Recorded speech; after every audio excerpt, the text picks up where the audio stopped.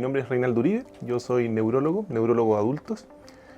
Soy profesor asociado de la Universidad Católica, soy neurólogo ya hace un par de años y muy contento por lo menos de la oportunidad de conversar con ustedes acerca de la especialidad que tanto me gusta. A mí me gustó neurología desde muy pequeño, desde tercer año de medicina empecé a trabajar en el laboratorio de electrofisiología del hospital de la Universidad Católica. Y de ahí me encantó en especial el análisis del cerebro a través de las ondas de electroencefalograma, y con los años me fui dedicando en especial al área de epilepsia, que es donde principalmente me hice su especialidad.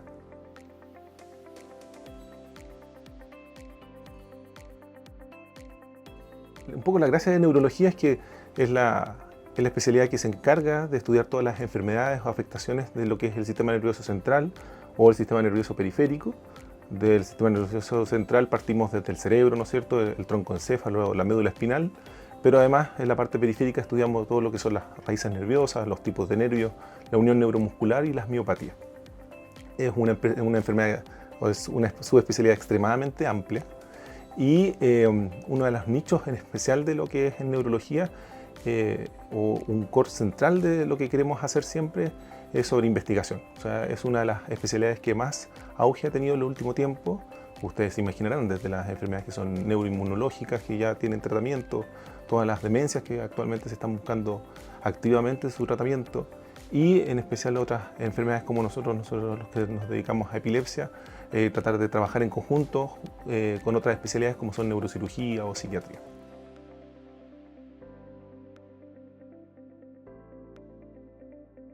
Con los años se ha ido complejizando entonces los pacientes neurológicos. La gracia es que se han ido creando, ¿no es cierto?, distintos tipos de subespecialidades dentro de la neurología. Por ejemplo, tenemos aquellos que se dedican a las afectaciones que son del sistema circulatorio o los cerebrovasculares, que en eso tenemos un nicho muy importante en las urgencias del país. Todos los días se reciben accidentes cerebrovasculares que pueden ser trombolizados o trombectomizados. Eso es un polo de desarrollo muy importante en la neurología hospitalaria, el recibir estos pacientes de forma oportuna, rápida, ¿no es cierto?, el trabajo en conjunto con lo que es la atención primaria o las urgencias que rodean un hospital, poder recibir estos enfermos en pocas horas y lograr reperfundir estos encéfalos que están a puertas de tener un daño cerebral muy importante. Ya se pasó este nicho o esto que hacíamos antes en neurología, que era solo tratar al paciente ya después de haber tenido el accidente vascular. Ahora se está previniendo, ¿no es cierto?, y se trata activamente cuando está ocurriendo. Se crean unidades especiales en el país, la mayoría de los hospitales la está confeccionando, se llaman UTAC, donde nosotros tenemos un tratamiento como si fuera un intermedio y en el cual se manejan todos los accidentes vasculares, en especial los que son de tipo isquémico. Ahí también caben, ¿no es cierto?, aquellas hemorragias cerebrales que requieren una monitorización mucho más exhaustiva.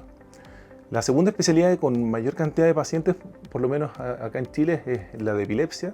El 1% de la población tiene epilepsia actualmente, y por lo tanto se han abierto en especial en el país la posibilidad de tener tratamiento para aquellos que son refractarios. Normalmente cerca del 70% de los pacientes cuando reciben un anticonvulsivante anda muy bien, pero aquellos que no responden con anticonvulsivantes se les pueden ofrecer otras cosas nuevas. Por ejemplo, en Chile ya tenemos o contamos con cirugías de epilepsia altamente complejas, donde colocamos implantes cerebrales para poder saber dónde están los focos epilépticos y tratar de, ojalá, retirarlos o resecarlos. Después tenemos un área que ha crecido en los últimos 10 años de forma pero increíble, que es la neuroinmunología. Muchas de las enfermedades inmunológicas afectan el sistema nervioso central, causan encefalitis cerebrales muy parecidas a las que son infecciosas, y los pacientes actualmente se pueden tratar con inmunomoduladores muy específicos, o sea, tienen target así extremadamente localizados para, por ejemplo, algún tipo de anticuerpo en especial que está atacando a la neurona o a algún conjunto neuronal dentro del encéfalo. Esas son como las tres áreas más importantes, diría yo, actualmente. Y hay un nicho también que es las enfermedades del sistema nervioso periférico, así de específico, donde la electrofisiología es súper interesante, en la cual uno puede hacer análisis, por ejemplo, de las conducciones que tienen los nervios, o cómo se afecta la unión neuromuscular, y cómo, por ejemplo, a través de biopsias, que también lo hacemos los neurólogos, tomamos biopsias sea de nervio, unión neuromuscular, o de los mismos músculos, para poder detectar qué tipo de enfermedad ocurre. Esperamos que en los próximos años siga creciendo las que son con respecto a las demencias o las enfermedades degenerativas cerebrales, Esperamos, ¿por qué? Porque la población que está sufriendo, ¿no es cierto?, de algún tipo de demencia, en especial la enfermedad de Alzheimer, crece año a año y actualmente están saliendo nuevas terapias también de orden neuroinmunológico que van a atacar, ¿no es cierto?, los detritus o toda la parte, por ejemplo, acumulación de proteínas que pueden ocurrir en estas enfermedades para que sean más lentos, por ejemplo, vacunas que previenen el envejecimiento cerebral. Y eso nosotros participamos activamente también de lo que son protocolos de investigación que se hacen en todo el mundo. Chile es uno de los participantes también. Hay más subespecialidades, pero no sé si podría hablar mucho más. Por ejemplo, tiene sueño, tiene trastornos del movimiento. Si quieres las puedo mencionar. Sí, pero diré que... Da, bueno, ya. Después también tenemos otras subespecialidades que se ligan a las neurodegenerativas, por ejemplo las de trastornos del movimiento son súper interesantes también porque ahí no solo se están dando medicamentos para poder modular el movimiento, ustedes recordarán lo que pasa con los pacientes con Parkinson que reciben levodopa, sino que también hay unos que se colocan implantes cerebrales, ¿no? Implantes cerebrales que van a núcleos específicos profundos del encéfalo y que modulan su funcionamiento. Ahora también se pueden hacer ablaciones sin ni siquiera abrir el encéfalo. Actualmente en Chile contamos, en especial en la Universidad Católica, con una máquina de resonancia que lo que hace es lograr hacer una ablación muy pequeña en un núcleo cerebral y con eso disminuir el temblor, por ejemplo en los pacientes con temblor esencial y algunos tipos de Parkinson. Es una herramienta totalmente novedosa sin abrir el cráneo. Y bueno, hay otras subespecialidades también, por ejemplo, la medicina del sueño se encarga también el neurólogo. Tenemos los de tumores cerebrales que trabajan harto con neurocirugía, así que se han abierto como subramas en especial dentro de la misma especialidad.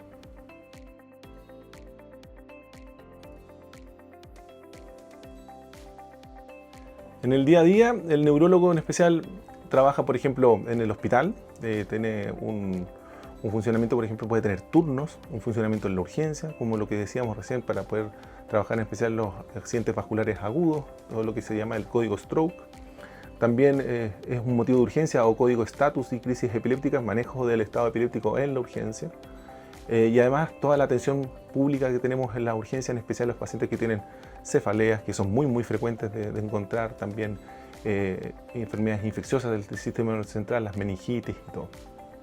Después, dentro del mismo hospital, varios de los hospitales públicos del país, también las clínicas, ¿no es cierto?, tienen sectores especializados para el manejo de pacientes neurológicos. Se ha demostrado que los pacientes neurológicos manejados por un equipo multidisciplinario, que en la cabeza es el neurólogo, permiten una rehabilitación mucho mejor de los pacientes, y eso va junto con un fonoaudiólogo, kinesiólogo y terapeuta ocupacional, y se hace lo que se llama ahora actualmente la neurología hospitalaria. También tenemos un importante trabajo en el ambulatorio. La gran mayoría de los neurólogos trabajamos ahí teniendo consulta y hacemos educación, por ejemplo, de los distintos tipos de patologías que tenemos. Entre varios neurólogos hemos conversado qué es lo que más nosotros nos dedicamos, y está tendiendo al 50 y 50, ¿eh? 50% de nuestro tiempo estamos dentro del hospital haciendo lo que les contaba, en especial con manejo de pacientes agudos, en las UCI o en las UTI, y después la otra mitad del tiempo estamos en la consulta junto con el paciente, la más ambulatoria.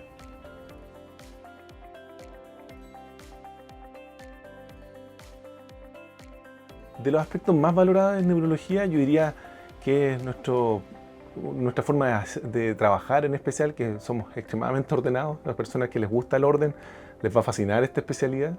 Nuestro examen neurológico siempre es muy prolijo, entonces somos capaces de ordenarnos y encontrar, y tal vez lo más bonito en neurología es encontrar un diagnóstico sin necesidad de muchos exámenes. Por ejemplo, en epilepsia a mí me pasa que uno, con la interrogación bien llevada de un paciente, después no requiere exactamente ningún examen para poder hacer un buen diagnóstico. Y eso además nos permite localizar muy bien las lesiones. Un buen neurólogo que sabe examinar le permite localizar de forma muy exacta dónde está la lesión y por lo tanto saber más o menos cuál es la etiología de ella. Yo siempre he pensado que dentro de medicina el punto más importante es la anamnesia, o sea, qué tan bien yo puedo preguntarle al paciente los síntomas y cómo poder llegar a entender el problema que tiene y poder solucionarlo, más que solo avalarse en temas de exámenes y más exámenes. Y eso en neurología es un rol fundamental, el saber preguntar y examinar es el punto número uno antes de poder solicitar cualquier otro tipo de examen. Muchas de nuestras patologías, con la tecnología que tenemos actualmente, sus exámenes son absolutamente normales, pero eso no significa que esté sano.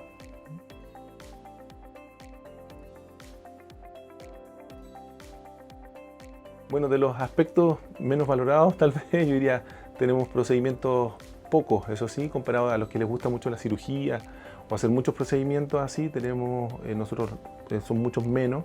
Los que sí tenemos, por ejemplo, son punciones lumbares, a aquellos que les gusta la parte de punción y todo, es ideal. Para los que se dedican a la parte más periférica, las biopsias, eso también lo hacemos nosotros. Y acompañamos más que nada otros procedimientos, por ejemplo, cuando se está haciendo una neurocirugía, el análisis electrofisiológico, por ejemplo, de saber dónde están las áreas motoras, sensitivas, lenguaje, etcétera, en eso nosotros apoyamos bastante en pabellón.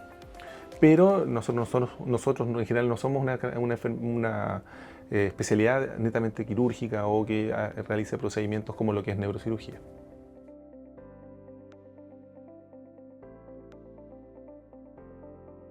De las habilidades que requiere un becado de neurología, el número uno es el estudio. Yo diría que es árido en general y uno lo ve desde los estudiantes de pregrado, ¿no es cierto? Saber las vías, ¿no es cierto? Saber los núcleos, siempre es complicado, ¿no es cierto? Tratar de ordenarse o tratar de llegar a un diagnóstico que muchas veces en neurología son enfermedades extremadamente raras. Ahora se siente una satisfacción extremadamente alta, yo diría, cuando uno es capaz de diagnosticar a una enfermedad que es compleja, ¿no es cierto? Eso les pasa siempre a los neurólogos porque no se enseña mucho neurología en el pregrado, por lo tanto, cuando llega un paciente complejo con características neurológicas, como que siempre da bote entre distintos colegas. Y el neurólogo llega un poco con un par de preguntas, un poco de examen físico, ¿no es cierto? Y llega a un diagnóstico complejo.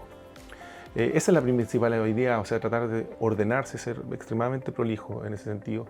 Y el resto de las cosas son las que tiene cualquier otro tipo de residente, ¿no es cierto? Tener un profesionalismo con los pacientes. En general nosotros vemos gente que tiene o termina con un daño severo, ¿no es cierto?, neurológico. Muchos de ellos pueden llegar a la muerte y eso implica ciertas habilidades más sociales, ¿no es cierto?, o que le llaman habilidades blandas, que son muy necesarias dentro de la neurología. La actitud que uno tiene con un paciente que está por fallecer, por ejemplo, con un tumor cerebral, un accidente vascular gigante, bueno, eso hay que saber aprenderlo, ¿no es cierto?, y saber llevar a la familia, acompañarla en ese sentido también. Está dentro de las actitudes que uno debería tener como un buen becado.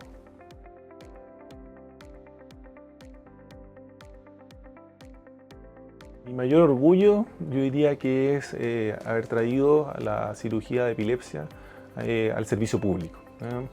La cirugía de epilepsia es bien antigua, o sea, es tratar de encontrar un foco epiléptico a través de distintos test, ¿no es cierto?, en especial lo que es la anamnesis que conversábamos antes, también estudios electrofisiológicos, y con eso decirle al cirujano qué lugar tiene que resecar del encéfalo sin dañar el encéfalo en sí, o sea, sin provocar, ¿no es cierto?, una secuela mayor que imposibilite a ese paciente a tener una vida normal.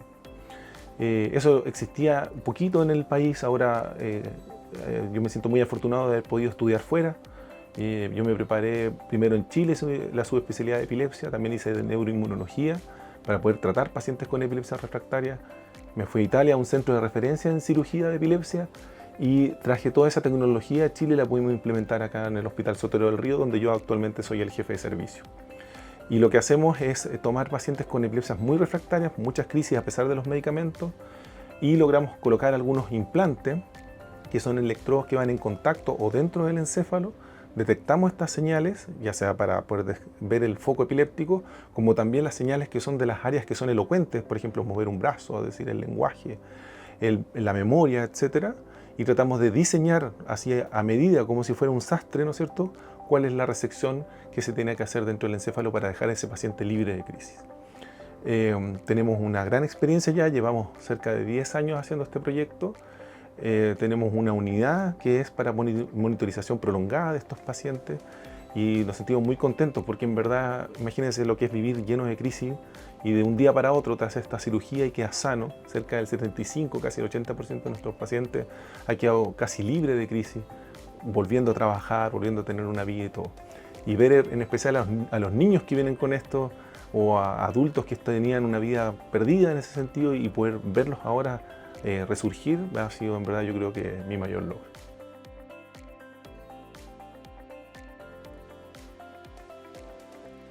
A ver, el futuro de la neurología. Hubo un neurocirujano muy conocido que es Penfield. Penfield inventó la cirugía de epilepsia y él dijo que el nicho, o por lo menos el norte dentro de las neurociencias, está en la neurología. Y yo concuerdo con él, ¿eh? Yo diría que neurología tiene la gracia que mira hacia el futuro. Por ejemplo, el envejecimiento dentro de la población es lo que va a ocurrir en los próximos años. Entonces, el paliar estas demencias es la labor que tenemos nosotros los neurólogos. Y encontrar los mecanismos biomoleculares que llevan a la aparición de la degeneración de las neuronas es un punto muy importante para poder disminuir la chance de aparición de estas demencias.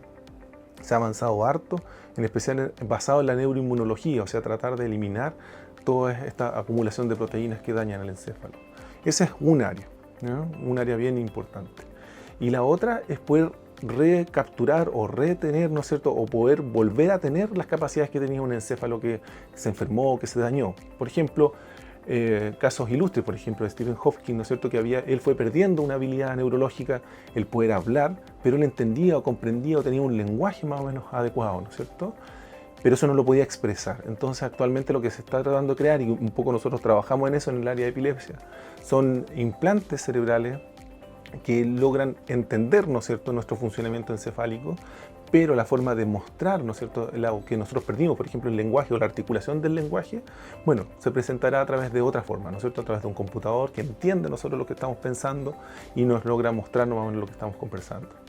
Eso es con el lenguaje, pero también puede ser con actos motores, por ejemplo, algún lesionado medular que no logra mover sus extremidades inferiores, pero nosotros generamos, ¿no es cierto?, la captación de esta señal a través de estos biomodelos, ¿no es cierto?, o estos implantes cerebrales, y generamos un exoesqueleto en el cual el paciente se implanta ahí y logra mover sus piernas y todo lo demás.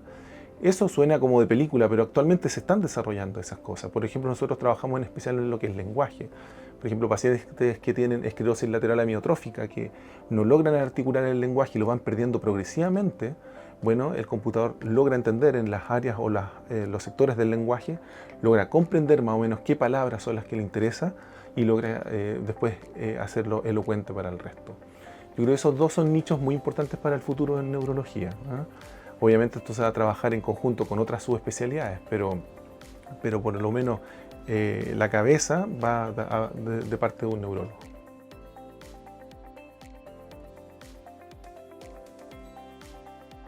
Se necesitan neurólogos. Ustedes ven, y la necesidad de todos los hospitales es que existan equipos de neurología cada vez más grandes.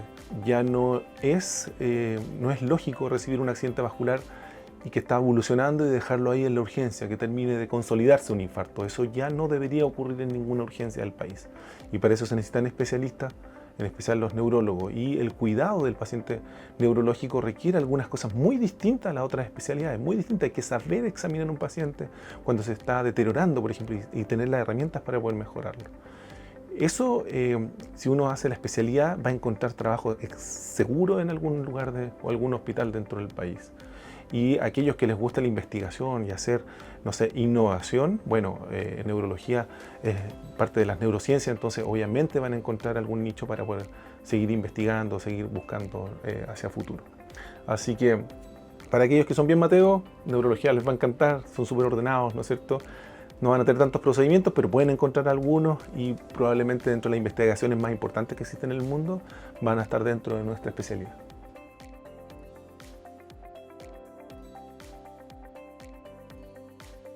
Respecto a la pregunta de Elon Musk, ¿no es cierto?, que está haciendo estos bioimplantes, ¿cuál es la gracia de Elon Musk?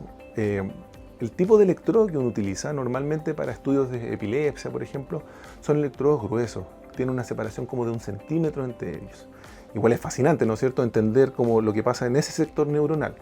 Pero ustedes tienen que imaginarse que los bioimplantes que está diseñando Elon Musk tienen miles de millones de microelectrodos, por lo tanto testean o saben lo que está ocurriendo con cúmulos neuronales muy muy pequeños, incluso algunos de ellos son mononeuronales.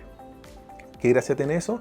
Que el análisis de datos que uno puede obtener o la representación de lo que está entendiendo ese tejido es mucho más precisa, es mucho más exquisita. Obviamente para eso se necesita invertir millones, que él sí los tiene, nosotros muchas veces no, ¿no es cierto? Pero probablemente esa sea la forma de entender el funcionamiento de los distintos núcleos cerebrales y por lo tanto poder proveer una función, ¿ah? Y poder proveer una función que se está perdiendo, como conversábamos, como las de lenguaje, como las motoras, pero también, y esto entre nos, Cuando uno tiene estos tipos de implantes, uno podría mejorar las capacidades que tiene ese grupo neuronal a través de ciertos estímulos eléctricos que puede desarrollar o hacer una conectividad mayor. Entonces, no se sorprendan si en el futuro los cerebros que tienen estos moduladores implantados funcionan mejor. Por lo tanto, la capacidad cognitiva de una persona podría ser 2 o 3 veces mejor de lo que se tiene actualmente. A ver, Quick Health es una plataforma innovadora. Yo creo que haber tenido esta oportunidad de conversar con ustedes así de cerca nos va a hacer también a ustedes como a mí. A mí me hubiese encantado poder tener un lugar cuando estaba en pregrado de haber visto la variedad de especialidades o el crecimiento que pueden existir a largo plazo. Obviamente para elegir a futuro, ¿no es cierto?, lo que uno quiere hacer, lo que uno tiene mayor compatibilidad. Pero también para conversarlo con el resto, o sea, poder conversarlo con tu compañero. Siempre tienes compañeros que no saben más o menos qué camino seguir, muchos de ellos se desvían, ¿no es cierto?, y después se tienen que cambiar. Yo creo que va a ser una muy buena plataforma para entender, ¿no es cierto?, qué es lo que nos gusta, a dónde queremos llegar y por qué no después hacer lazos, ¿no es cierto?, dentro de los equipos de salud. No trabajamos todos de forma independiente, sino que tratamos de entremezclarnos y entender más o menos cómo funcionamos. Y esto yo creo que va a permitir también como decimos nosotros los neurólogos, una mejor conectividad entre nosotros. Invitados todos a participar de esta página de Quick Health, compártanla. Yo creo que va a ser muy útil para los alumnos de pregrado y para aquellos médicos recién egresados, ¿no es cierto?, que están buscando su camino. Así que muchas gracias también por la oportunidad de estar con ustedes.